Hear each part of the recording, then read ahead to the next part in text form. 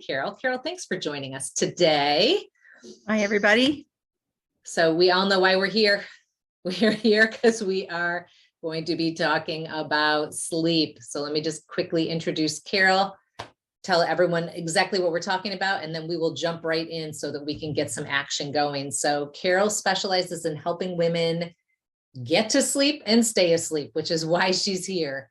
She's a registered holistic nutritionist, sleep journey coach, functional hormone educator, NLP master coach, hypnotherapist, and Reiki master, and creator of the successful Let's Get You to Sleep program and co-creator of the Sleep and Be Well mindfulness and nutrition program. Carol became all these things when she regained her health after experiencing burnout and insomnia, and will show us how it's possible to get back to sleep, to think better, to feel better, and to have some fun again, which I know all of you are like sitting on the edge of your seat waiting to figure out how to do this. So during our talk today, Carol's going to explain why getting a good night's sleep is so challenging, especially for women. Doesn't it drive you crazy when you look over and see your husband or significant other, sound asleep, sitting up in a chair 5 minutes before they were just talking to you, having a full conversation, and we lay in bed trying to fall asleep for hours. But we're going to talk about, whether it's a challenge to get back to sleep or whether it's waking up in the middle of the night and you can't get back to sleep, because all of it's a frustrating experience. So Carol's going to dive into, what's going on and why are solutions so difficult to find, and really what does it take to get back to a peaceful night's sleep. So without further ado, welcome, Carol. Thank you so much for being here. Thank you for the invitation, Debbie, and thank you everybody for showing up today. And when we get to the end, you can certainly ask me any question that you like. I'll be happy to answer them as best as I can. So welcome, everyone. Well, it's no secret that sleep issues are a huge problem in our society. And while it does affect both men and women, it seems to be more common with women, especially as we age. But I'm also going to tell you that aging really has nothing to do with it. Whether you can't get back to sleep, or you're constantly waking up, or you wake up and can't get back to sleep, or you get back to sleep and then you wake up again, or you wake up too early every night, or you simply even just wake up and you feel so tired when you wake up, you thought you slept. And this really just zaps our energy. It suppresses our immune system. It messes with your hormones and sends your appetite into a frenzy of seeking those energy boosting foods like simple carbs and sugars. And perhaps some of us now even might have a weight issue. And this is what so many women experience in some form or another. And because it's not actually a problem, right? Yes, you heard me right. It's not actually a problem. Getting to sleep or sleep issues is not the problem. It's a symptom of a problem. And this is why solutions are so frustrating to find, because people are attacking the symptom and not the root cause. So when it comes to finding solutions, the task is looking for things that like people look for, quick fixes. What can I take to sleep? This is what I get from a lot of people. Just, Carol, tell me, just what can I take to get to sleep? Looking for those quick solutions. So, quite often, so many try sleeping pills and only end up trying so many different ones because the one they tried didn't work. So they try another one, then they try another one. And many find that taking these sleeping pills is a big mistake, and because they can't wean themselves off of it. And I've have some clients who have been so afraid to go off the sleeping pills. Even though the sleeping pill isn't working, they still won't stop taking it. It can be a real conundrum for sure. So it's a really dark path to go down when you get onto those sleeping pills. And others are looking for those natural solutions, and maybe you'll can relate to some of this. Maybe, tried taking melatonin, maybe you tried herbs, adaptogens, those sleep supplements, had a run at your chamomile tea or the lavender essential oil. Magnesium. Maybe tried meditation, deep breathing, turning off all those electronics before bed, maybe having those blackout curtains in your bedroom, making the bedroom really nice and cool, and maybe a whole host of other things, only to declare it didn't work. Nothing works. You don't know why. And this makes so that, what's wrong with me? These are things that people say, work to help with sleep, and it's not working. So how is it that every sleep article, every sleep expert you've listened to says that these kind of things work for sleep, and yet they don't seem to work for you? This makes your frustration about sleep amplify. And why is it? Well, it's because you're not addressing the problem. So the solutions you're seeking is either not enough for your problem, or you're not doing it long enough, or it's not what can solve that issue that you have. Now, you might be asking, well, what is the problem? And this is where the detective work comes in. I have a running list of the reasons why someone might not be able to sleep. And I'm now up to 27 reasons. Now, granted, some of these reasons are connected because we're all connected in there, but the big three reasons is more than likely what's going on in your body. And while there might be other issues, addressing these three can often help with the other issues. And that's because our body and our mind are connected. Nothing is in isolation. And when one thing is affected, the rest can follow like dominoes. So before I talk about big three, I want to address that the issue might be a sleep disorder. And that is a medical condition like sleep apnea or narcolepsy or something called periodic limb movement disorder are medical disorders. And it's always advisable to see your doctor when you have a sleep issue so it can be ruled out. So if you go to your doctor and he gives you the, I don't know why you're not sleeping, would you like some sleeping pills? And this is where I'm confident I can actually help. So what is causing your sleep disruptions? So what are the three? Well, the number one is, and I bet you everybody here can guess it, it's stress. And I realize this is a wide interpretation, and I will explain that. And the next one, it could be hormonal imbalances. And frankly, it doesn't matter what hormone it is because the others are going to get disrupted as time goes on. So it could be your sex hormones, estrogen, progesterone, or testosterone, or maybe you're not making melatonin, or you have blood sugar issues leading to insulin resistance. All of these are hormonal imbalances, and they can all affect each other. And the third place to look, which might be a surprise, is the state of your gut microbiome. This is your gut microbiome, which is really your stomach and your large and small intestines. And this is the place that is so key to your overall health. So you can make your room as dark as you like. You can turn off all the electronics 1 hour before bed. You can wake up and go to sleep at the same time. You can take your sleep supplements. You can drink chamomile tea. Don't get me wrong, while all these can be very helpful, they're not really getting to your issue with stress, hormones, and gut health. So I'm going to go through them and explain each one of them. So let's start with stress. And I think you can understand what it means to be stressed. I think we're all stressed. And the last 2 years have definitely, if you weren't stressed before then, you certainly got stressed. But it's normal to have stress. It's actually good for us. They've got a term for it. It's called eustress. And so it's important because it allows us to have reactions that could actually save you. So the fight and flight mechanisms. And once the stress has subsided, the body returns to its normal state. So, if you've, you ran after your bus and you missed it, you got into stress, but then you see the next bus coming along and then you calm down. So this is where you went into fight and flight and then the body calms down. This is normal. So, but when we experience the same stress every day, so you missed your bus, you spilled your coffee, you're late for work, the boss gave you a hard time, you have drama with the family, you're fighting with your mother, there's just, a whole host of things that happen all day. And then it seems to happen the next day and the next day and the next day. Everything seems to be in a stressful state for you. And all these stresses become chronic. So we never get back to that state, which is known as our parasympathetic state. We stay in the sympathetic mode. That's the chronic stress. And it's not a good place to be in. And I think if anybody has ever experienced chronic stress, they really understand this. I know I spent time in chronic stress, and it's just like everything bothers you. And so the body produces cortisol to keep us in this fight and flight mode. because it's trying to save us. You're saying I'm stressed, so I need cortisol to stay in fight and flight so I can save myself. And we need cortisol, of course, because cortisol is the hormone that helps us wake up in the morning.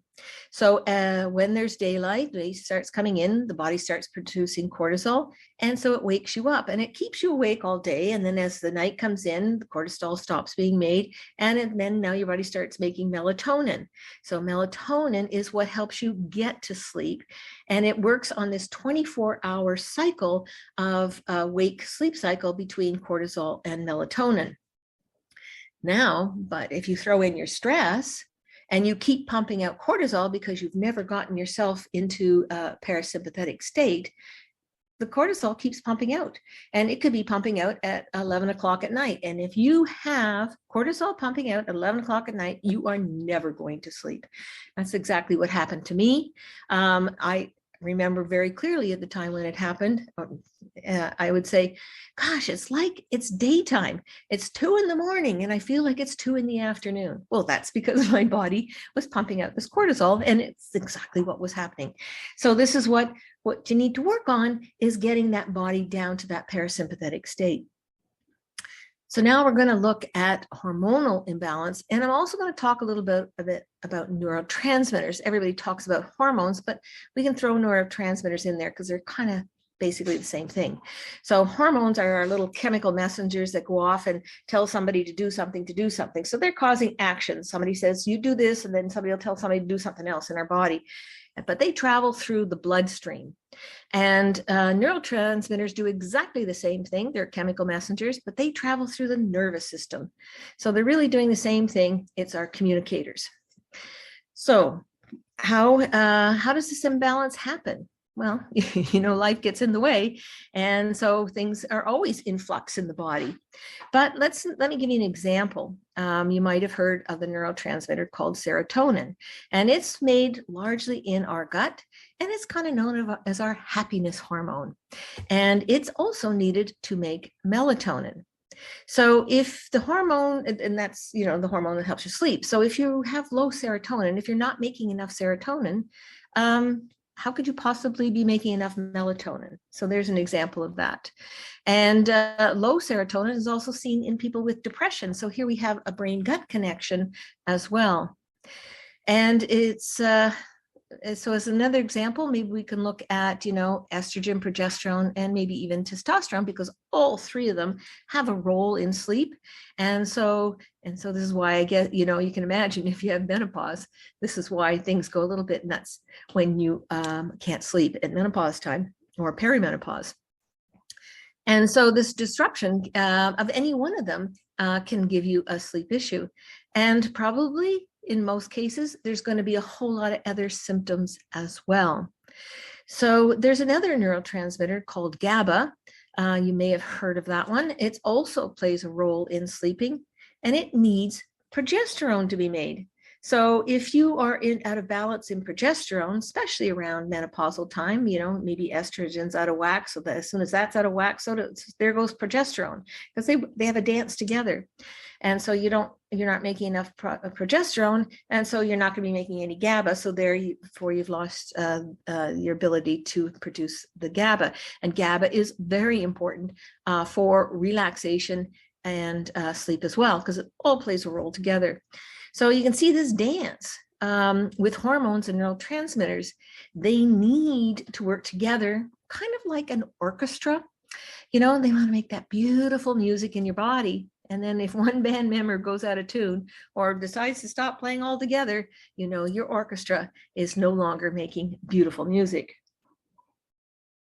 So I think you can also see the complexities that hormones produce. And this is why it can be very challenging to figure out how to balance those hormones. But don't worry, there's solutions. And now the third reason is, of course, gut microbiome. This is possibly the most ignored system in our body when it comes to getting back to a state of health. So if you have a chronic or you have any kind of condition or issue anywhere in your body, somehow your microbiome is likely playing a role. And really, it's in the infancy of scientific study. So they're really just learning more and more about the gut. It's kind of actually fascinating about where we're going with the state of health when it comes to our gut microbiome.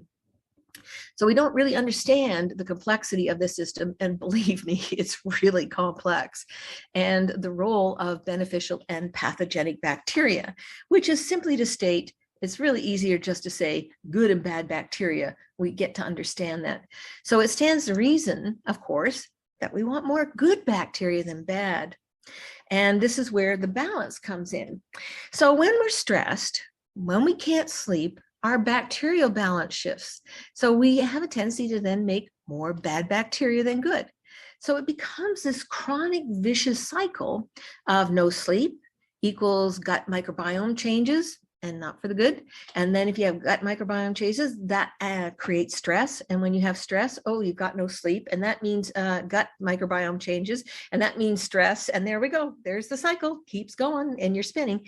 And it's totally irrelevant who came first. It's got to look at all those three things. So it's complicated. It takes time. Oh, but it's worth it because it can be done. And then to throw in the mix, we're all different. No two microbiomes are the same. We're kind of shaped when we're born and what influences us in our environment.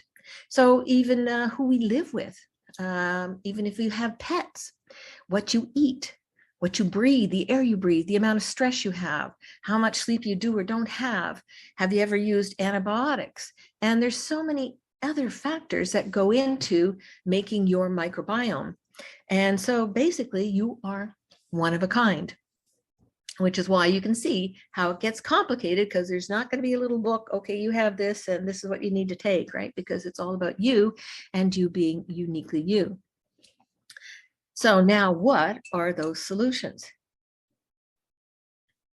Well, the best way for me to describe it is actually to kind of talk about what my program is, because I have the 5 pillars to help women get back to sleep. So the first thing that we got to look at is what's your diet?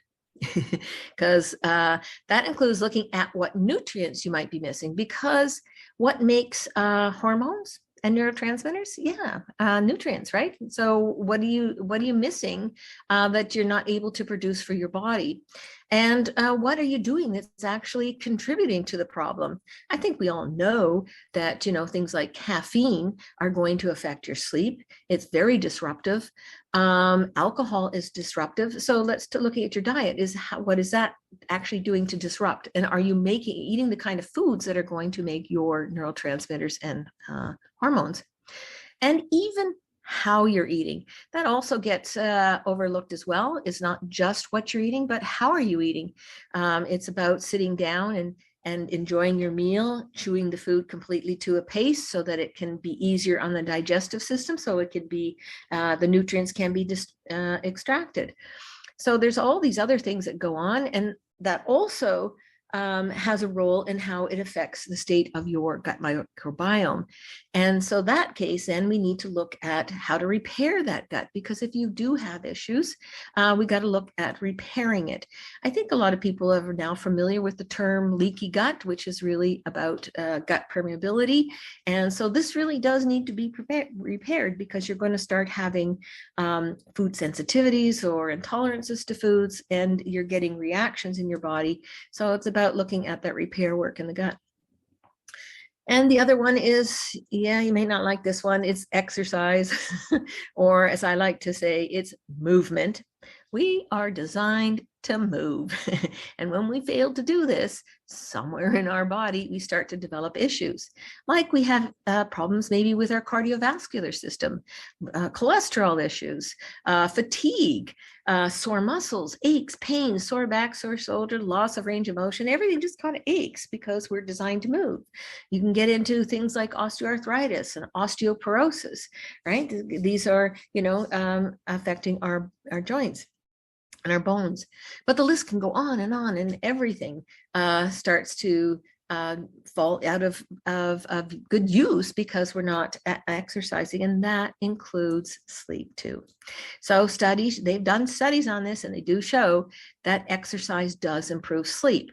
And maybe there's also a little bit more leaning towards some kind of cardio exercises that seems to be really more helpful for sleep. But when you can't sleep or when you have a headache, the last thing you want to do is exercise. So I totally understand that, because I'm also somebody who used to suffer from migraines as well. So it's about finding things or finding ways that you can do to move your body when you can. So whether that's, climbing stairs, going for a walk, can you walk a little bit faster, a little bit more brisker to help get some more cardio going? I don't know about you, but when I do housework, I can get myself out of breath. Maybe I scrub too hard, I don't know, or there's too many dust bunnies back there and moving furniture. Anyways, you look at it as a way of moving that body. Or maybe if you're lucky enough to have a yard and you can do some yard work out there, and that's actually quite therapeutic too, because you're out there in nature and fiddling around with your garden or your lawn. So finding some ways to move your body. And I know it gets really stressful because, I just don't have the energy. I can't do that. And I know I'm supposed to do this. I'm supposed to do 20 minutes. I'm supposed to do 30 minutes. I'm supposed to do an hour. Then you do nothing. So take it the other way. Can you do 5 minutes a day? Can you spend 5 minutes a day just getting that heart rate up? And the easiest way to get your heart rate up is like stairs are really good. Well, you don't have stairs, so you have a chair. You have a chair, you can sit, stand, sit, stand, sit, stand. I'm telling you, you'll certainly get your cardio going doing that one. Anytime you put your hands over your head, it gets your heart rate up. So even, standing jumping jacks, you don't have to do the full dancing jumping jacks, or just, put your arms up in the air, marching in spot. It just helps a little bit. And the other big one is relaxation. Can you relax? Now, this one's a big topic because there's so many ways to relax. And it's really kind of personal, because what works for you is something that you'll do. And it's a question of just finding what that is. As I said, when your body is stressed, it needs to get back into that parasympathetic mode, getting out of that fight and flight, calming down that cortisol. So what are the things that you can do, like practicing yoga? Maybe you don't like yoga. How about deep breathing? We can all do that. I'm sure Debbie teaches you some deep breathing exercises. They're really good. If you do nothing, just do deep breathing exercises. That can help calm that parasympathetic. And I know from my own clients, they all say, oh yeah, we do our deep breathing. Oh, well, I haven't done it in the last week. It really is a practice, really is something that's really helpful to do every day. And a good way to think about that is maybe first thing when you get up, or first thing before you go, the last thing you do when you go to bed, but also maybe before you eat your meal. Because when you eat, and if you're in a stress mode, it's very hard to digest your food. So taking a couple of nice deep breaths before you eat can help relax at least your digestive system. So find ways to put that in there, but there's also mindfulness training or meditation. Oh, who doesn't like a nice bath with maybe some lavender essential oils or some bubbles in there, and just get in there and, I say chill, but hopefully it's, some warm water in there. But sitting in nature, go sit outside. I just have this lovely image of rocking in a hammock in nature. Maybe it's by the beach, maybe it's just by trees, by a cottage, somewhere relaxing, even just maybe sitting by the water, or just go for a walk in nature, take a hike through the woods or along the beach. These are really good for our body to relax. And another thing that you might find interesting, because I don't think we talk about this very often, is maybe you could practice daydreaming. A lot of people think, oh, I don't want to waste my time daydreaming, but just sitting there in a chair and allowing your thoughts to go into your version of what you want in life. Daydream what you want. Don't dwell on what you don't want or what's going on. Just go into that daydream of all these wonderful things that you want in life or can imagine that can happen, and really puts that brain into a different headspace of relaxation and curiosity. So you can see there's endless ways to relax. So it's really about finding what works for you. And of course, it's the good old balancing the hormones and neurotransmitters. So this is the one that leaves most people scratching their head because it is challenging. But really, the balancing of hormones and neurotransmitters is actually the combination of diet, gut health, relaxation, and exercise. It's about all of them because it's not about popping a pill for something. It's about getting that body in what we call a homeostasis, where it's in the state of balance. And so everything will work if we put it into that place. So depending on what the more problematic hormones are, is where you kind of direct the nutritional support, but it's really about supporting all of them. And the last piece, of course, is mindset. This is a big one. What are you saying to yourself? What are your beliefs? Again, your mind is not disconnected from your body, so your thoughts can drive your problem. So are you adamant that you can't sleep? I've had some women who are absolutely afraid to go to bed at night because they associate it as a place of not sleeping. So this is something that you put into your mind and you are thinking about it all the time. And it's coming up as fear for you. So learn to recognize what you're saying to yourself gives you the opportunity to then reframe that, to move to that view. Of course I can sleep again. And it can be challenging. It takes work because if you do that Pollyanna, of course I can sleep again, and you jump in bed and you don't sleep. It's not like a sleeping pill. It's not going to work like that. You have to really work on your mindset and belief that you can get back to sleep again, because I'm here to tell you, you absolutely can if you work on what I said, on your diet and your gut health, learning to relax, exercise the body, or just move the body more than you are now, and getting those hormones balanced, and getting that mindset to think, yes, the belief that it can work again. So all of these things work in conjunction with each other to support the body's balance. As I said, it's called homeostasis, and this is what actually supports sleep. So now you might be hoping some of you might be sitting here, well, gee, I don't know, I didn't hear any concrete solutions. But I don't want to give you a list of things to try or do, because you will be disappointed if you have gut health, if you have stress, if your hormones aren't balanced. These are where it needs to be worked, because I can give you a whole list. I think I sat down once and I created a document with over 107 things to do to work to support sleep. And I guarantee you, if you tried every one of them, it wouldn't work, because you're not addressing it. It's not like try this, try the next one. It's about supporting everything in that body to get you to that homeostasis. So you got to work on that foundation. And I know sometimes people will I've taken things that, it helped in the short term, but it didn't work forever, right? Because it got you over this one little hump, but you weren't getting to the actual source or root of the issue.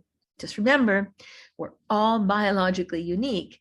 And so what works for one person doesn't work for another, because we all do comparisons, right? Well, I know somebody who took this and it helped them, but it didn't help me, right? So remember, we're different.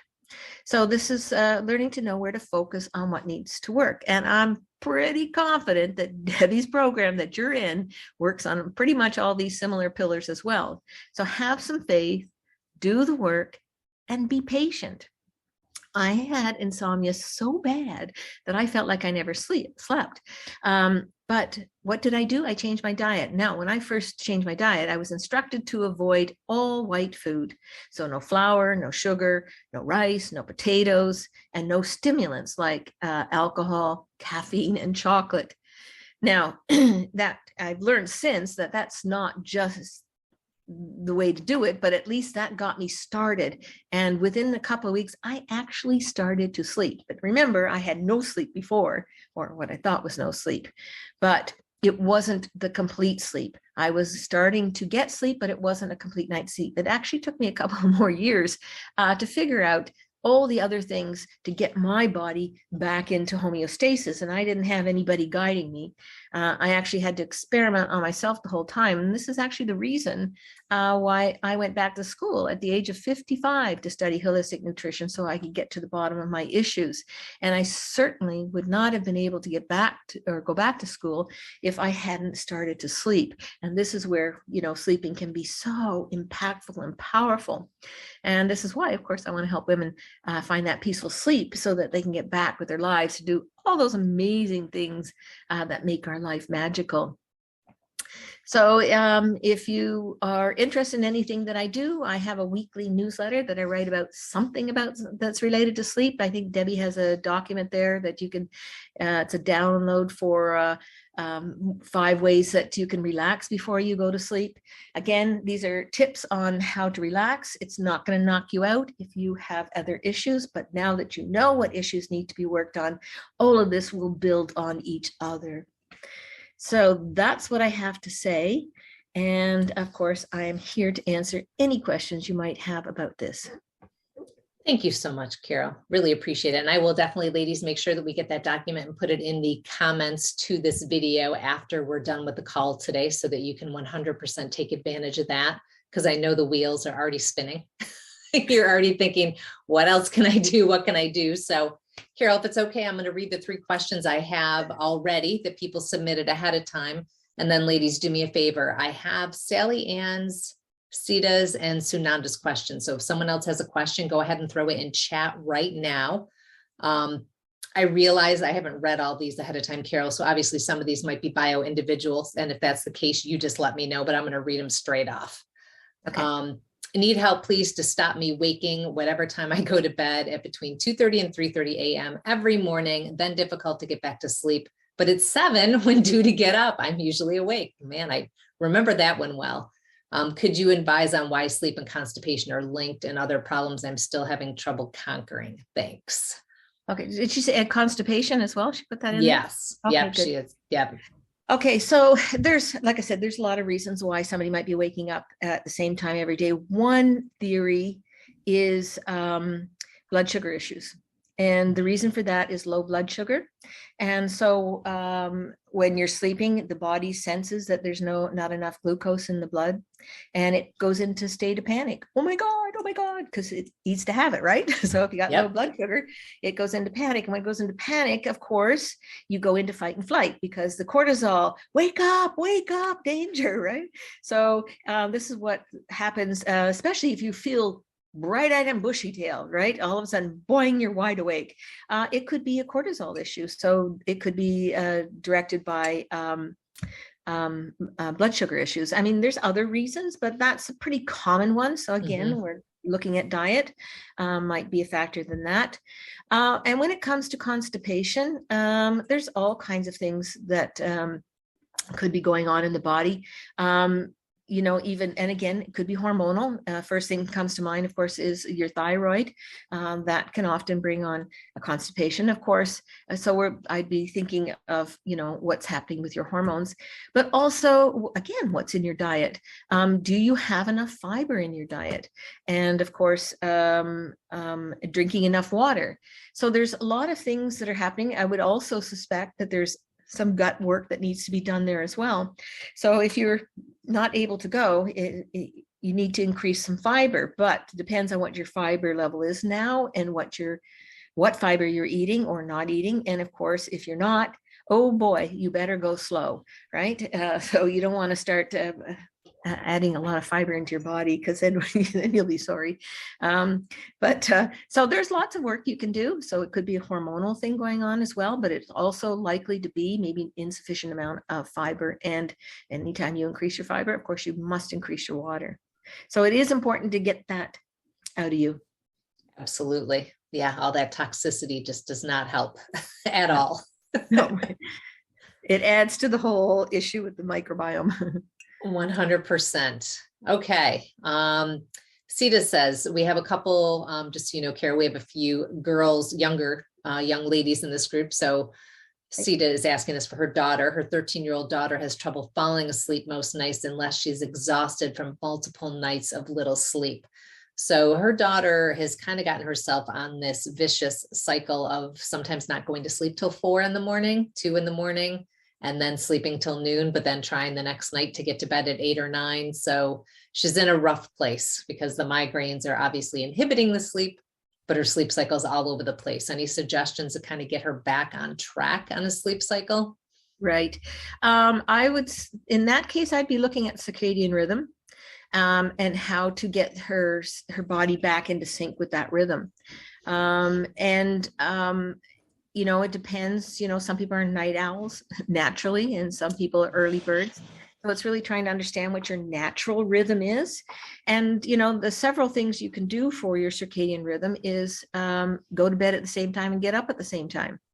And of course, that's easy to say when you can't sleep. But that's what you need to do. And so it could be forcing yourself out of bed, right? Mm-hmm. So if your wake up time is 7 o'clock and you're not getting to bed till 4 o'clock, then get up at 7. Don't sleep in till, 9 or 10. It just perpetuating that. So you might have to take it for a few times and get up at that. But also it's, I would start looking at some of the hygiene issues, again, looking at those electronics and 13-year-old, how far away is that phone and how much time is she spending on that? That would be something. But also to keep yourself in circadian rhythm is to see daylight. So when you get up in the morning, open the curtains and have the sun come in, if the sun's there, but even if it's not there, there is some amplitude for that. And so just having that light come in, if you're lucky enough to be able to live in a place where you can go outside in the dead of winter and go outside and feel the daylight in your face, that's really helpful, because that's going right into your brain. So it goes right through your eyes into the brain and sets your clock, which is inside your hypothalamus. And so that sets the rhythm so that when it becomes night and it's dark, then the melatonin starts to be produced. So keep the lights down low in the house and away from the electronics. So this is, trying to match your sleep-wake cycle with daylight and nightlight. So that's also helpful. And also to help with your circadian rhythms is to kind of also do the same thing every day. I know it's really challenging because we're multitaskers and things happen, but having breakfast, lunch, dinner, whatever your eating issues are, at the same time every day, and trying to have that bowel movement at the same time every day. Even exercise. Don't do too much vigorous exercise in the evening. Do it during the day. All these things help to put that circadian rhythm in sync. So I would suggest for her is to take a look at those circadian rhythm and what's she doing at least, an hour, 2 hours before going to bed. I was just going to ask that. Do you suggest an hour? That's usually what we talk about, because let's face it, we live in a world of electronics. So we're not looking to give suggestions that are unrealistic. So if I said to someone, you can't use a computer for 3 hours before bed, that's not going to happen. It's just, right. But if we say about an hour, is that typically a halfway decent amount of time? It's halfway decent. It all depends on your issues, right? Because everybody's different. Mm-hmm. So I like to say, like, people like to drink, right? And I say, well, if you have a drink, it's probably going to impede your sleep. So what do you want? Sleep or the drink? Right. Decide which poison you like better. So there's lots of tips and tricks. And what I like people to do is like what I did, is experiment. Mm-hmm. Okay, maybe, try an hour, maybe one time, try an hour and a half. Did that help at all?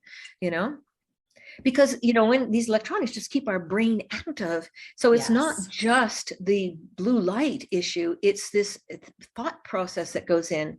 This is why watching TV can be very detrimental.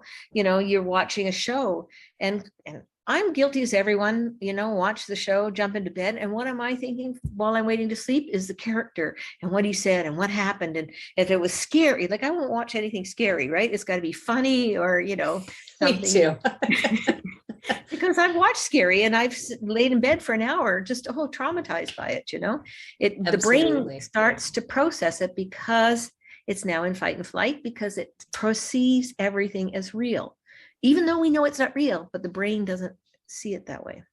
Yeah, I hope everyone caught that, because I am very guilty of watching. Well, I used to watch a ton of like cop shows, crime shows, all those kind of things.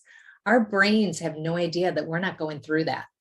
Like Yeah. they think that we're doing that right at the moment. So if you're sitting there watching, what's the big ones now, NCIS right before bed, it's like you were doing it, and then you try to go to sleep and you're like, why am I not shutting off? Or for me, I would fall asleep, but I would find that actually would wake me up. And then when I woke up, I was disrupted by that. I was remembering the show and, so it still had a lasting effect. But I think if I could sum up for Sita and Kayla, I think the big thing is routine, right? Getting ourselves, as boring as it sounds, especially when we're in this state of a migraine storm, being as routine as we can with things, shifting them if they're not working, but being consistent, I think, is the key to find that success. Yeah, amazing. Yeah. All right, Sunanda, we have your question next. Caroline says you're an amazing lady. Everyone's loving your talk. Everyone's loving it. Thank you. Sunanda says Sunanda's having a rough time. She's not been able to sleep without medication for 17 years, but now is ready to learn to sleep on her own. What's the best way to do this? She cut back a little on her med last night, and as a result, didn't get any sleep at all. Yeah. I really can't touch the issue of medication. The meds. Yep. It's the purview of the doctor. And if you have a good doctor who will give you the guidance on how to wean yourself off the medication. And this is why it's so challenging, especially if you've been on a long time, that body is used to it. Mm-hmm. And so it doesn't matter, if you're weaning off of it, you have an addiction to it and the body needs it and wants it. So it depends on your personality. Some people, I've known people who 2 years later and they're still weaning off of it.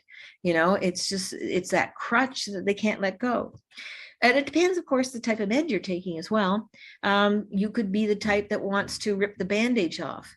And if you do that, then your body could really go into, some kind of place you don't want it to be. I know somebody who did that and she was frantic for about 2 weeks, like literally beyond herself. But she just wanted off of it so badly. Mm-hmm. But so always take the advice of your doctor about how to wean off of it. It depends on the meds. Some meds are better than others to come off of, and some are really highly addictive. And so really having some other really good strategies in place. Remember that, like I just said, there's so many things that you have to work on, right? So if you've been on meds, I would say for sure there's issues going on in your gut as well. Mm-hmm. But there's other things that you might be able to find, calming that body down, really working on those relaxation. But just know that you're going to have problems sleeping once you start taking the meds off. Just accept that this is what's happening and find a way in your own mindset to be able to manage that and find something that you can sort of, I don't know if you could, how good you could be at tricking your brain, but maybe saying, okay, I'm going to have some chamomile tea and that's going to help support the calmness in my body. It does, but it's not replacing a drug. But at least by telling yourself and saying, okay, I'm calming down and having a tea and doing something like that might be enough to help, but knowing that it's going to be a challenge for sure. And I applaud you, absolutely applaud you for wanting to do that, because once you get through that, then you can start really doing the restoration work that your body needs. Absolutely. And we talk about this the same as with migraine medications, that first of all, we need to get our body ready to even think about going off of them. We need to do that prep work as much as we can do, by working on the mindset, working on the gut health, which in turn helps balance the hormones. So in our program, we have a 3-pillar approach. And the last pillar is detoxing, from the past and working on meds. And of course, when we do, just like you said, Carol, this is all under the advisement of your doctor as well. We can give you the research. We can give you suggestions that you need to take to your doctor, and you two need to make a final decision as to how that happens. But I think this also kind of, you mentioned the tea, it kind of goes the same with migraines when we talk about, okay, when we're in pain and we're working on the root cause, we maybe are using a massage therapist. We maybe are going to the chiropractor and the acupuncturist. We know that they're not getting to the root cause, but they're helping us manage the pain in the moment So thinking about those kind of things, like using that chamomile tea, it's not getting to the root cause. We know that. But if it's something that's going to help our mind and help our body relax, and the more we do it and the more we keep talking to ourselves that, yes, this is helping.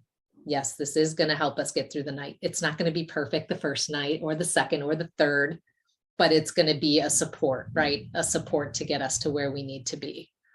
Yeah. Wonderful. And Sunanda says, I agree. Doctors were quick enough to put me on the meds, but good luck to me to try and find a doctor who will help me get off. That is challenging, Sunanda, and maybe you just need to do some doctor searching.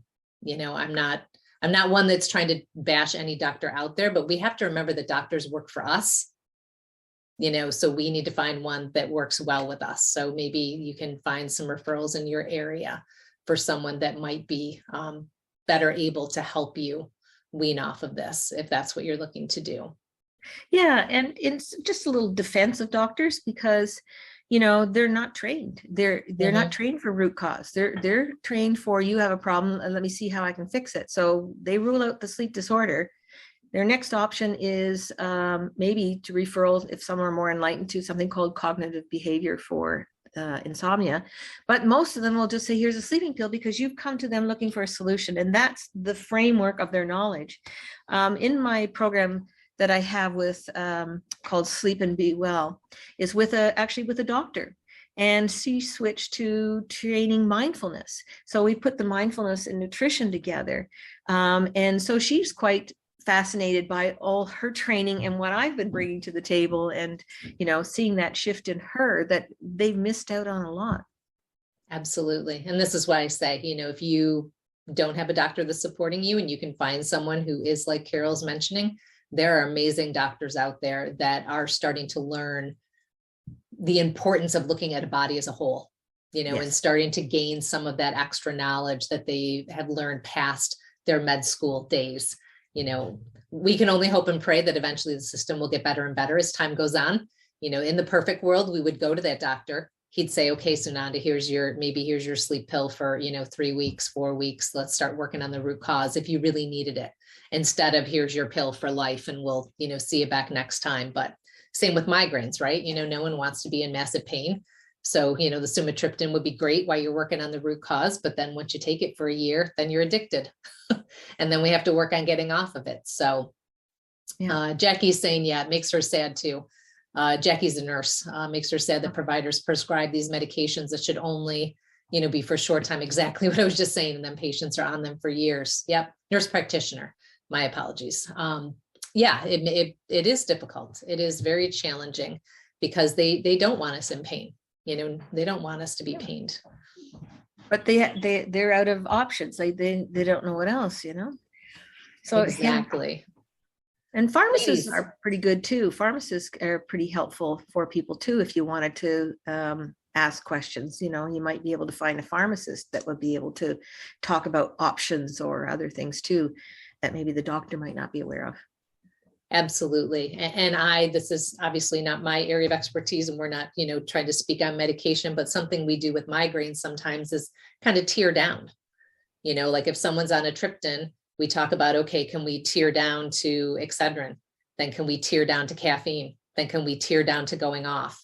And I'm not saying that's the right or wrong way to do it with medication. This, again, you'd need to discuss with your doctor, but sometimes there is that option for something that doesn't have such a hold on your body that allows you to start doing some healing as you work your way down. So that could be something, Sunanda, that maybe you could talk to your physician about. Worth looking into anyway. All right, ladies, let me know if you have any questions here as we wrap up. This has been amazing. Carol, I can't thank you enough for being here and sharing all of your knowledge and wealth today with us on sleep. You can see that everyone, it's a topic that is near and dear to many women's hearts. You got them to show up on a Friday afternoon to chat with you. Well, I have to say, nothing feels better than a good night's sleep. That time when you can wake up in the morning and you went, wow, I slept great. And nobody knows that better than somebody who spent a lifetime or have issues with insomnia to finally get back to sleep. So I feel for all of you.